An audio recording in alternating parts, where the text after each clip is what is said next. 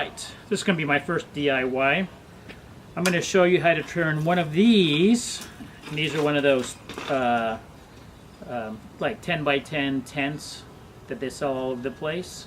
How you're going to use the parts, salvage the parts for one of these to make your own camera jib. Okay, so the first thing is you got to take one of these things apart. Okay, and you're going to save all the little plastic pieces and all the little screws that go with it. Alright, so what I've done was I've taken one of these apart. I don't need you to see me undo screws, that'd be kind of silly. Okay, and you're going to want to save these because here we have a tube inside of a tube, and they're pretty sturdy. So when you pull this up, right, you notice how one piece will go extend inside another like this. Okay. And there, right there, you almost got your jib pull right there for one jib pull. Okay. All right, this is my finished product right here. You notice these are the poles that fit inside each other that I kind of scavenged together. I made sure that I left those clickers in there when I made it. You're just going to have to drill some holes as you go along.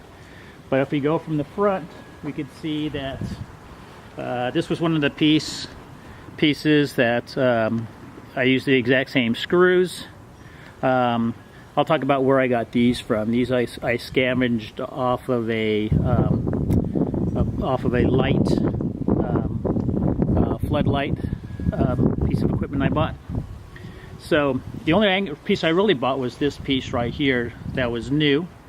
Okay, this is one solid piece. I just drilled an extra hole here, and I should say an extra hole here to make this bar straight. This one right here is one of those angle pieces, but I decided to use it here because I want to be able to change the size of my jib from being a really long jib to a little bit shorter jib. So all I would have to do is unscrew this right here, and I would take this piece off, unscrew this, and take this piece off. This is what's holding that piece together, and this piece would go into here, and then my jib would be a little bit shorter. Okay, this right here used to belong to us for some floodlights. These pieces right here, actually I got when I made my fence. I had the doors, so I had some extra pieces. So I cut a little piece here to keep this off to the side, so that way it's not floating around too much. This longer piece will go in here when I use the shorter jib, and I have the little bit smaller one. But otherwise, this will all be the same.